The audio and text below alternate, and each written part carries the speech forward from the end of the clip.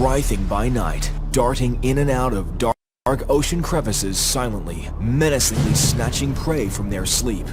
Dreaming fish are no match for its slender, dagger-like teeth embedded in multiple sets of alien-like jaws. Their bodies will contort around and they'll tie themselves up in knots just trying to grab purchase to help rip the prey out of the reef and then consume it. Do not mistake this alien of the ocean for Hollywood fiction. This is the Moray eel. When the Moray eel grabs its prey, all these teeth go in and lock down on it. Not only do they have the teeth around the edge of the jaw, they actually have whole sets of jaws inside the middle of their throat. So teeth lining back down inside.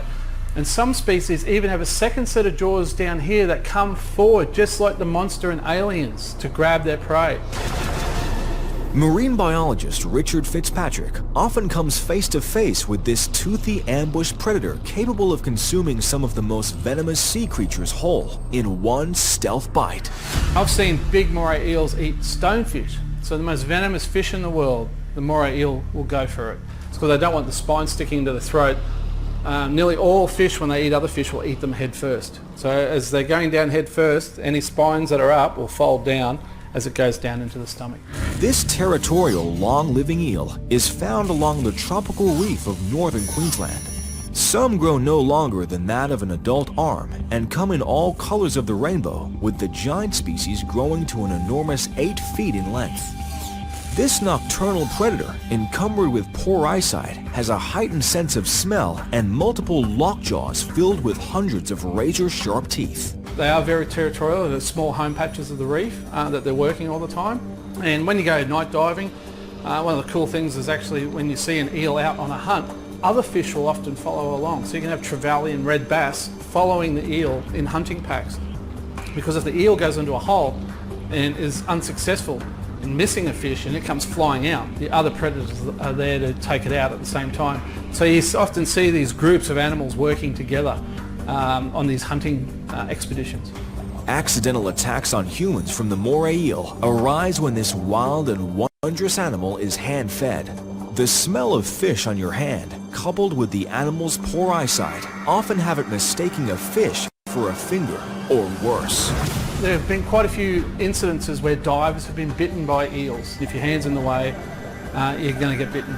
Almost 20 years ago, at a famous dive site off Cairns on the Queensland coast, a young and inexperienced diver placed pilchard fish into her dive vest to attract cod and moray eels for hand feeding, with devastating results. When she went down, the eel came out and it smelt the food and her arm got in the way and it went for the food and basically ring-barked all the flesh off her arm, and subsequently she lost her right arm.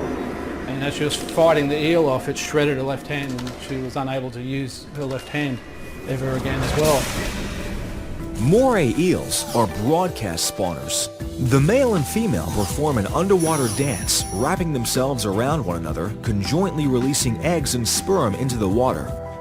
Drifting elegantly as part of the oceanic plankton eel larvae have one of the longest planktonic stages. While attached, their floating gastric filaments absorb dissolved organic material directly from the water.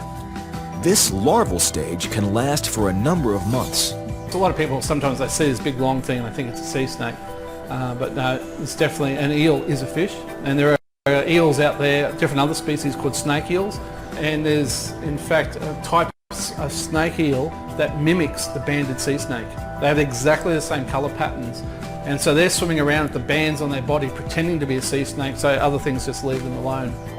Even though he has experienced firsthand the grip and tearing teeth of a moray eel. As a young child, when I was snorkeling, I got bitten on the back of the ankle by a large moray eel.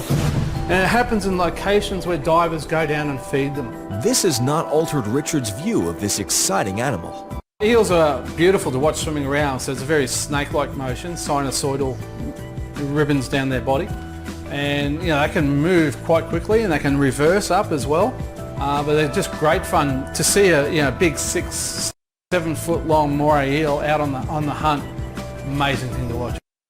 Inexperience and dangerous human interaction with this wild animal has given rise to fear and deadly attack over the years. But when treated with respect, the moray eel can be a beautiful and enigmatic vision to watch beneath the depths of the ocean. Admired from afar, this is not a mouth you want to get close to.